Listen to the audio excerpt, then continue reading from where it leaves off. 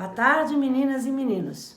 Dia lindo, céu azul, 21 graus em São Paulo. E nem parece que estamos numa pandemia. O dia está lindo, maravilhoso. Quem estiver triste, vai na janela, que realmente o dia está maravilhoso e a temperatura excelente, tá? Bom, vamos para a nossa aulinha, né? Dei 2 aulas do Egito Antigo e como nós combinamos, hoje agora eu vou dar Grécia.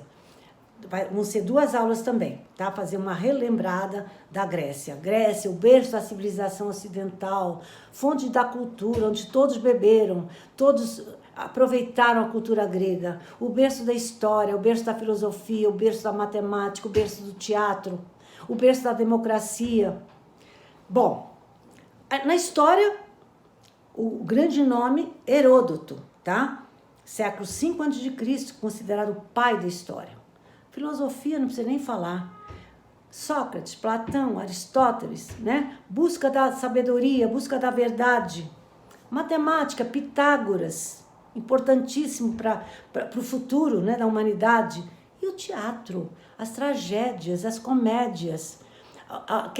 O teatro era uma arma para educação do povo, tá?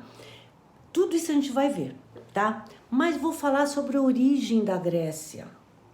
Historicamente, a Grécia não é conhecida por Hélade com H. E oficialmente, a Grécia tem o nome de República Helênica. E sabe quem foi o antepassado dos gregos? O primeiro antepassado dos gregos? Heleno. Então, eu vou explicar por que tanto Heleno. É Hélade, República Helênica e Heleno. Então, a explicação, para variar, está na mitologia grega. Vocês conhecem bem essa história, mas eu vou relembrar com vocês. Segundo a mitologia grega, a humanidade estava muito, muito mal. Era traição, era ódio, eram uns contra os outros. Lembra da nossa Bíblia? Igualzinho. Aí houve também o dilúvio, não foi? Noé se salvou na sua arca. Na mitologia, muito parecida. Zeus disse assim, não pode continuar esse tipo de gente, não pode continuar a terra desse jeito. Fez uma assembleia com os deuses, foram todos ao Olimpo para ver o que ele tinha resolvido, né? Porque ele disse assim, tem uma grande resolução para mostrar para vocês o que eu vou fazer. Dizem que quando eles se dirigiram para o Olimpo, né? Essa via, né? Inspirou o nome de Via Láctea, porque eles eram todos iluminados, né? Não. Bom, então ele chegou na assembleia, o Zeus, e falou, olha, eu vou pegar nos meus raios e eu vou acabar com a humanidade, porque estão todos, não tem mais jeito. Aí, nessa assembleia falaram, mas é perigoso ser com fogo, o fogo às vezes é incontrolável. Ele pensou assim, realmente, vocês têm razão, pode vir até no Monte Olimpo. Eu vou então mandar água, chuva, dilúvio. E assim resolveu acabar com a humanidade através do dilúvio. E quem se salvou foi um casal, que era melhor das mulheres, o melhor dos homens. Deucalião e Pirra, tá? Esse Deucalião era filho de Prometeu. Lembra de Prometeu? Aquele que roubou o fogo dos deuses, deu para os homens e de castigo ficou amarrado no Monte Cáucaso. Um abutre comia o seu fígado durante o dia e à noite se recompunha. Ficou lá milhares de anos, tá? E diz uma versão que ele chamou o filho Deucalião e falou, Deucalião, Zeus está querendo acabar com a terra, com a humanidade. Pega a tua mulher, faz uma arca e se salva. Isso é uma versão. A outra versão diz que o próprio Zeus reconheceu que Deucalião e Pirra eram os únicos que se aproveitavam. Então, ele avisou Deucalião para fazer uma arca e se salvar do dilúvio. Bom, conclusão, 9 dias e 9 noites, chuva sem parar. Ficou tudo inundado. Morreram animais, pessoas, todo mundo morreu. Menos Deucalião e Pirra que estavam na arca. E o único monte que ficou fora da água foi o Monte Parnaso, tá? O Monte Parnaso foi onde eles saíram da arca e em terra. E viram cá embaixo tudo destroçado, só ruínas. e viram lá mesmo no Monte Parnaso também só ruínas, lama. Aí eles ficaram desesperados e falaram: o que vai ser da nossa vida? O que nós vamos fazer? Aí viram um templo ou um oráculo e resolveram entrar para pedir aos deuses alguma iluminação. Vocês sabem que o oráculo na Grécia Antiga, onde as pessoas buscavam respostas divinas, né? Aí chegou lá, rezaram que alguma divindade nos deu uma luz, que a gente não sabe o que há de fazer. Nós sozinhos também não temos força para fazer o quê? Nisso vem a voz da deusa Têmis, a deusa da justiça, e fala: cobri as vossas cabeças, desatai vossas roupas, pegai os ossos de vossas mães e jogai para trás das costas. Aí a voz acabou. Saíram dali do templo e falaram assim: como pegar os ossos de nossas mães?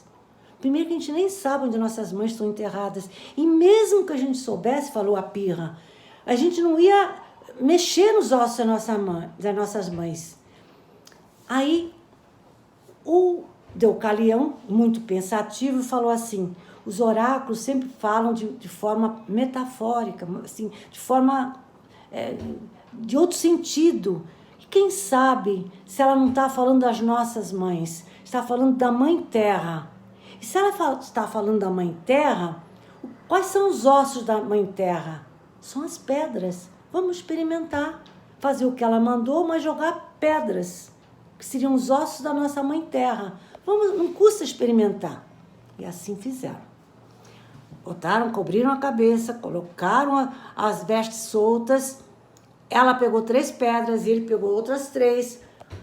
Quando ela jogou uma pedra para trás, apareceu uma mulher. Quando ele jogou uma pedra para trás, apareceu um homem. E assim apareceram 3 mulheres e 3 homens. Tem versões que são 4 ou 5, mas eu coloquei a de 3. Essas 6 pessoas, então, passaram e foram ajudar, né, a reconstrução e a nova humanidade. Só que Deucalião e Pirra tiveram muitos filhos depois. E o primeiro filho que nasceu chamou-se Heleno. Por isso que Heleno é considerado o primeiro antepassado dos gregos. Por isso que historicamente chama ela de... Por isso que oficialmente República Helênica. Por isso que o primeiro antepassado é Heleno, que é o filho dos únicos sobreviventes do dilúvio mandado por Zeus, tá? Essa é a explicação. Vocês sabem que a mitologia explica tudo, né?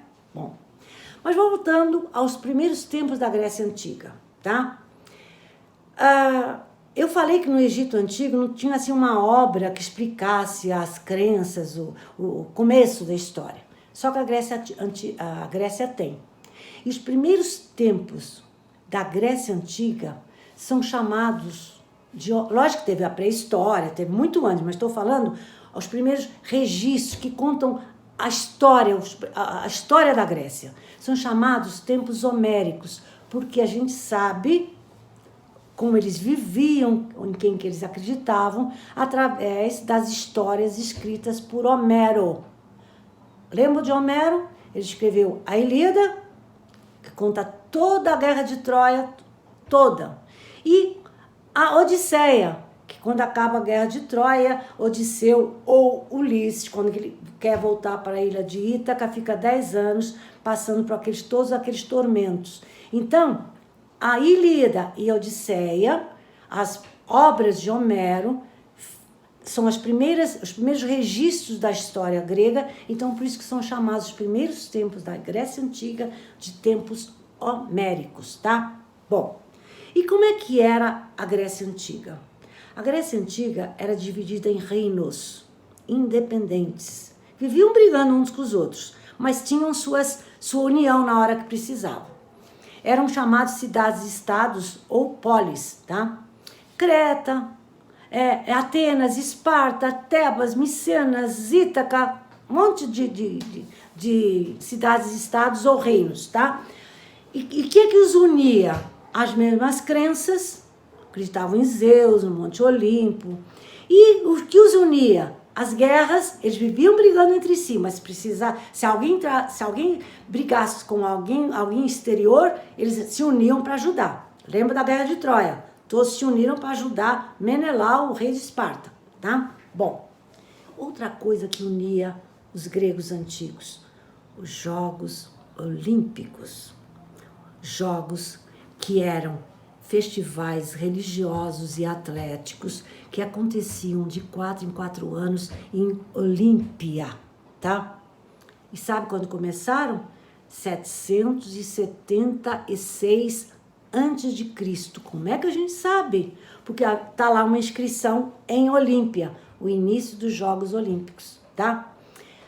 Apenas o campeão era premiado. Primeiro era premiado com coroa de louros, que também a origem é numa história da mitologia, de Apolo e Daphne, lembram? E depois, mais tarde, a coroa era de oliveira. Primeiro era de loureiro, de louros. Depois de oliveira, porque a oliveira, que dá azeite, né? Azeite de oliva, passou a ser a protetora de Atenas. Então, primeiro era uma coroa de louros, mais tarde passou a ser a coroa de oliveiras, tá? Bom, e o que acontecia nesses Jogos Olímpicos lá em Olímpia? Só participavam as cidades e estados gregas. Havia corridas, lançamentos de dardos, discos, lutas, corridas de bigas, aquelas carruagens com 2 cavalos. Havia muitas competições. E uma parte, os homens, só homens participavam, e sempre nus. O corpo deles era coberto com óleo de oliva e depois uma areia fina, que era para proteger e regular a temperatura, tá? Bom, e outra coisa, quem competia tinha que ser homens de origem grega e livres, porque tinha homens que não eram livres, eram servos e escravos. Tinham que ser livres de origem grega, tá? Esses Jogos Olímpicos, que unia todas as cidades e estados em 4 anos, vão acabar, sabe quando? 393 depois de Cristo. 300, já no Império Romano. Teodósio I proibiu os Jogos Olímpicos por considerá-los práticas pagãs. Vou explicar o que é prática pagã. Em 393, quando os Jogos Olímpicos foram proibidos, já a religião oficial do Império Romano era o cristianismo. Desde 313, tá? 80 anos antes, Constantino assinou o Edito de Milão, que tornou a religião oficial o cristianismo, tá? E 80 anos depois, o Teodósio I proibiu os Jogos Olímpicos por ser prática pagã.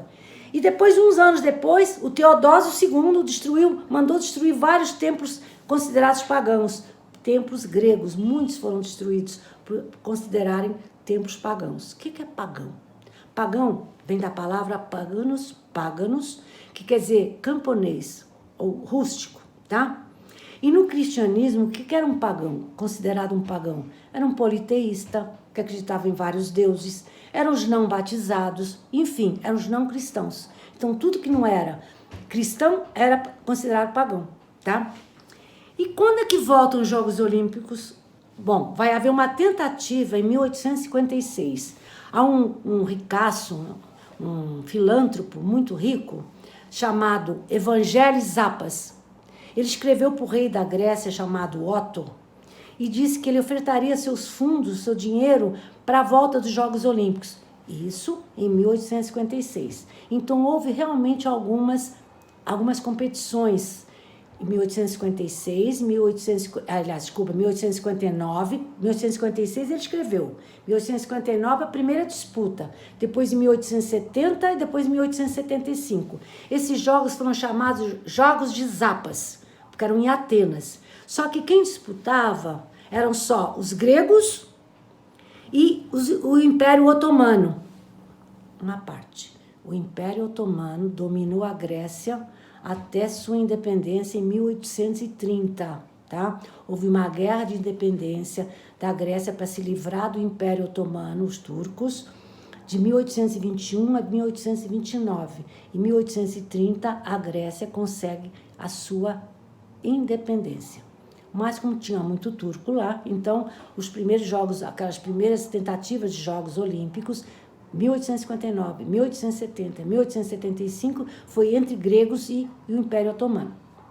Mas, em 1894, foi criado o COI. Sabe o que é o COI?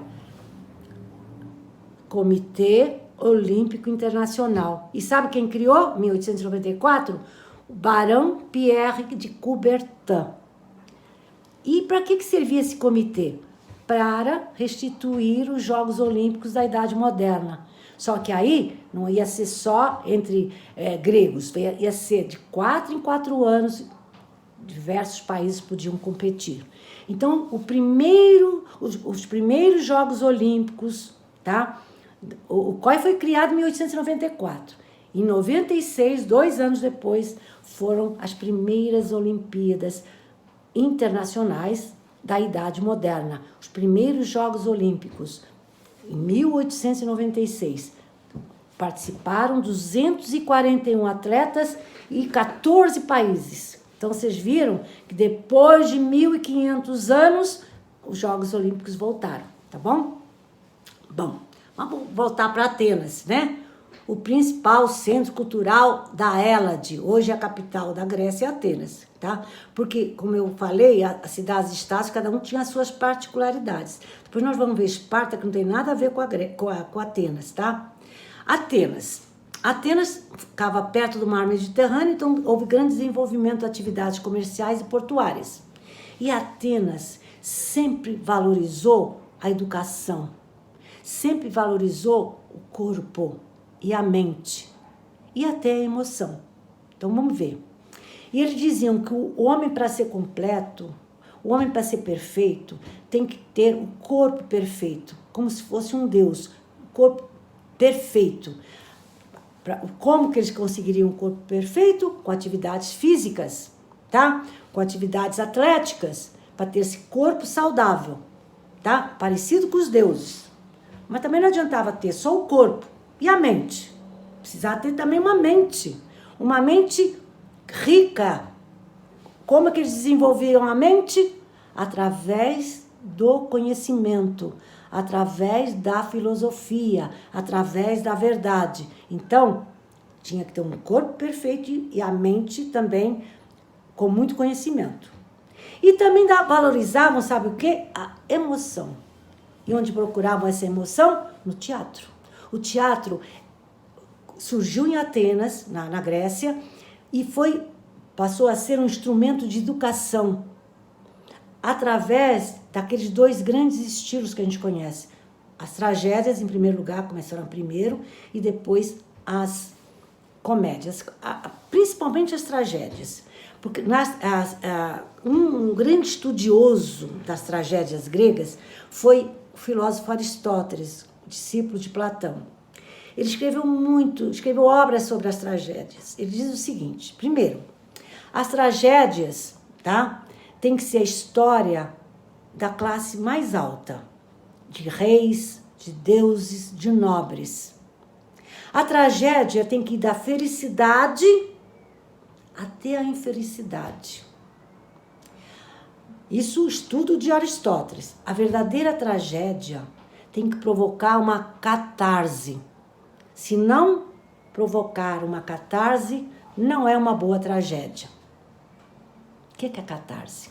Bom, se vocês forem olhar o significado, quer dizer, limpeza, purificação. Então, por que Aristóteles fala que a tragédia tem que ir da felicidade até a infelicidade? E quando chegar na infelicidade, o espectador, aquele que está assistindo, tem que ter uma descarga emocional provocada por esse trauma. Uma liberação desse sofrimento. Isso é uma catarse. Vocês sabem que a catarse é estudada na psicanálise. Freud falava muito na catarse. Na psicanálise, a catarse é vista como um processo de cura emocional. Olha o que o Freud falava, o pai da psicanálise. Se a pessoa liberar suas frustrações e emoções através de uma liberação de sentimentos reprimidos, leva a um processo emocional, a uma cura emocional. Isso é uma catarse. Então, seria um tipo de catarse, a liberação da agonia, da aflição, do desespero, da ansiedade, da raiva, o que está reprimido. Então, a tragédia, segundo Aristóteles, se não provocar essa descarga emocional, não é uma boa tragédia. Então, é realmente para desenvolver essa emoção, tá? Agora, e a comédia? A comédia era considerada uma arte menor, de menor importância, tá? Por que era menor? Porque crítica. Comédia foi importante na democracia, claro, mas o que é a comédia? A comédia não tinha nenhuma catarse, não tinha nenhuma transformação na pessoa. Apenas a comédia era crítica aos governantes, aos nobres, aos deuses, aos políticos, aos filósofos, tá? Então, a tragédia sempre é considerada uma arte maior e a comédia menor. Pra vocês terem uma ideia como havia preconceito entre tragédias e comédias, que a tragédia, quando havia festivais, festivais para escolher as melhores obras literárias, quem ia julgar as tragédias eram os nobres. O júri era formado pela nobreza. Quem ia julgar as comédias? 5 pessoas sorteadas da plateia. Então, vocês veem a diferença. E pelas comédias não serem tão importantes, vamos dizer assim, como as tragédias, chegaram muito poucas até nós. Mas a gente entende. Faz de conta que a gente quer ver uma comédia, vai ver uma comédia, faz de conta da Noruega. Talvez a gente não entenda nada, não ache graça nenhuma.